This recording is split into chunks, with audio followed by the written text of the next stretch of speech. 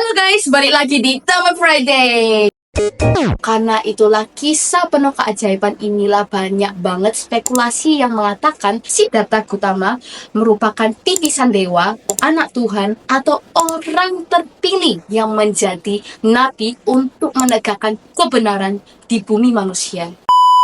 Di beberapa episode terakhir ini kita udah sering banget bahas Sang Buddha yang merupakan seorang guru atau kalau boleh kita sebut sebagai penemu ajaran yang bercorak pada anicca, dukkha, dan anatta. Tapi kalian sebenarnya sudah tahu belum sih asal-usul dari Sang Buddha? Mungkin lahirnya, atau asalnya, atau dari kerajaan mana? Tapi gak apa-apa sih, kalau kalian belum tahu, seriusan belum tahu, nanti gak apa-apa, kita bakal belajar bareng di episode kali ini. Jadi yuk mari kita merapat dan belajar bareng. Let's go!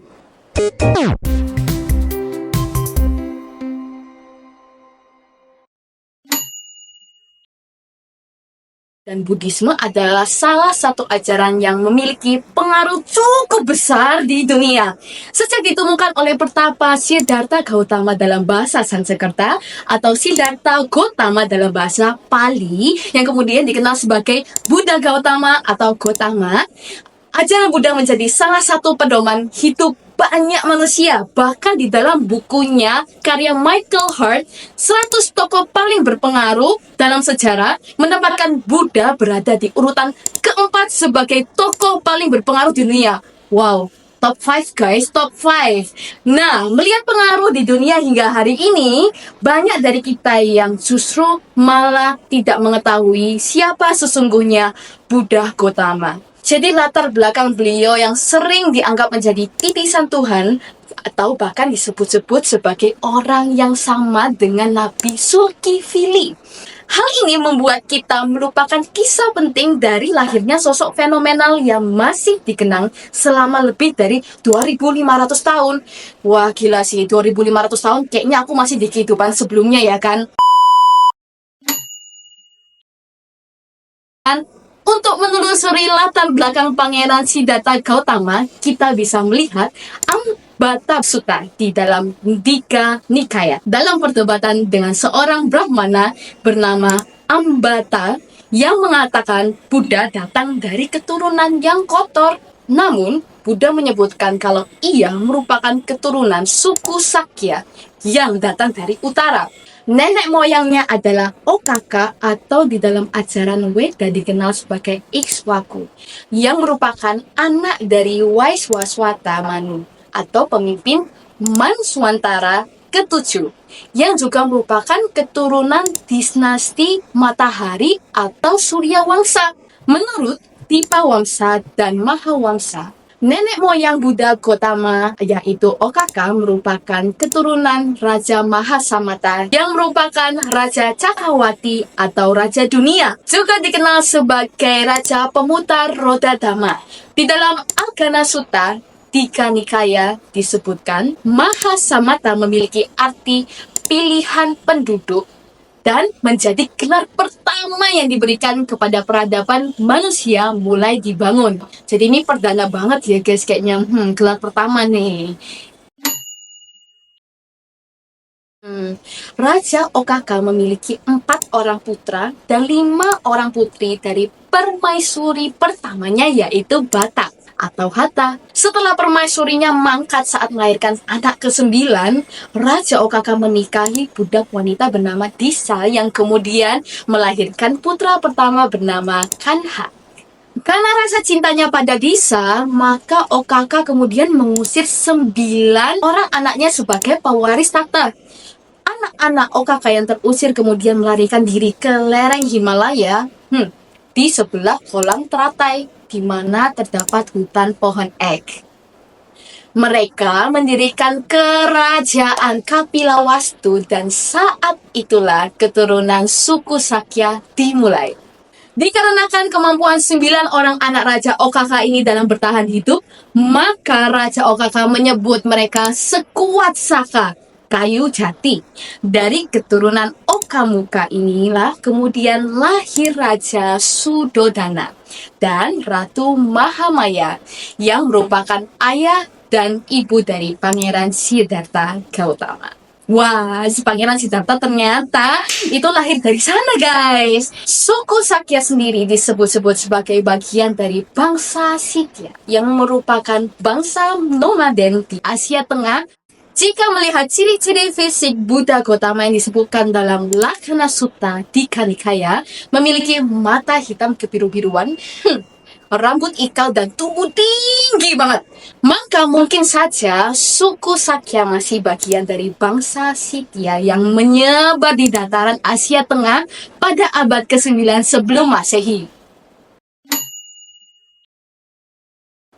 Lahir sekitar 624 sebelum Masehi di Taman Lumbini.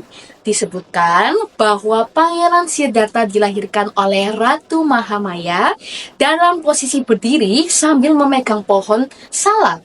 Lalu pada saat ia lahir, dua arus kecil jatuh dari langit, yang satu dingin dan yang satu hangat. Arus tersebut membasuh tubuh Pangeran Siddhartha. Pangeran Siddhartha lahir dalam keadaan bersih tanpa noda, berdiri tegap, dan langsung melangkah ke arah utara atau menuju arah Gunung Meru yang di dalam kosmologi Buddhis merupakan pusat dari alam semesta. Di tempat yang dipijakan oleh Pangeran Siddhartha ditumbuhi oleh bunga teratai. Ia melangkah 7 langkah sambil mengatakan dengan jari telunjuk menghadap atas bahwa aku adalah yang tertua dan ini adalah kelahiran yang terakhir. Jika kita membaca teks tersebut, yang terlintas dalam benak kita adalah sebuah kisah yang terlalu berlebihan atau penuh khayalan gak sih? Nah, bagaimana mungkin seorang bayi yang baru lahir sudah bisa berjalan, sudah bisa berbicara? Karena itulah kisah penuh keajaiban inilah banyak banget spekulasi yang mengatakan Siddhartha Gautama merupakan titisan dewa, anak Tuhan, atau orang terpilih yang menjadi nabi untuk menegakkan kebenaran di bumi manusia. Tapi, beneran gak sih? Buddha sendiri sudah menyatakan di banyak ceramahnya kalau ia bukanlah nabi, bukanlah titisan dewa atau anak Tuhan. Beliau menegaskan kalau dirinya adalah manusia yang datang dari suku Sakya. Meskipun demikian, sebelum kelahiran menjadi Pangeran Siddhartha Gautama, beliau memang terlahir menjadi dewa di alam surga Tusita. Di dalam Ratana Sankama, Buddha Wangsa Pali, ada kalimat sebagai berikut. Pada kalimat tersebut menunjukkan bahwa dewa tersebut mempunyai nama Santusita. Juga di dalam komentar Buddha Wangsa dan Jinalankara Tika, nama yang sama juga disebutkan. Namun, dari penjelasan Pubeni Wasakata, Verawanja Kanda dari komentar Parajika, dan dalam penjelasan Baya Berawa Sutta dari komentar Mulan Panasa, nama dewa tersebut disebut Seta Ketu. Jadi, kesimpulan dari semua yang sudah kita dengerin tadi itu apa sih menurut kalian? Jadi, apakah Buddha masih bisa disebut sebagai dewa? Tentu tidak ya guys ya. Setelah dewa Seta Ketu meninggal dunia dalam surga Tusita, ia terlahir dari dalam rahim seorang manusia bernama Ratu Mahamaya. Sudah jelas kehidupannya sebagai dewa telah berakhir pada saat itu juga. Dan kemudian menjadi manusia agung yang memiliki kualitas yang di atas rata-rata manusia pada umumnya. Karena sesuai tekadnya untuk menjadi Buddha. Kenapa sih Buddha memilih menjadi manusia? Enggak menyebarkan dhamma ketika beliau masih menjadi dewa? Ya, karena menurut Buddha, alam manusia adalah alam yang seimbang antara kesenangan dan kesedihannya. Di alam manusia, kita bisa mengetahui berbagai jenis perasaan yang bersifat dualitas. Sedangkan di alam dewa, terlalu banyak kesenangan indria yang tentunya akan menyulitkan makhluk-makhluk dewa melihat corak dari anicca, dukkha, dan anatta. Oke teman-teman, terima kasih ya udah mau nonton video ini di episode kali ini. Ikuti konten-konten kita selanjutnya yang bakal bahas tentang kehidupan seputar agama Buddha yang informatif dan pastinya seru. Kalau ada yang masih mau revisi atau pertanyaan atau bahkan mungkin pendapat kalian, bisa langsung aja tulis di kolom komentar di bawah ini ya. Kita akan diskusikan bareng-bareng di sana ya guys. Jangan lupa buat like, komen, dan subscribe biar kalian gak ketinggalan episode-episode kita berikutnya. Jadi, see you, bye-bye!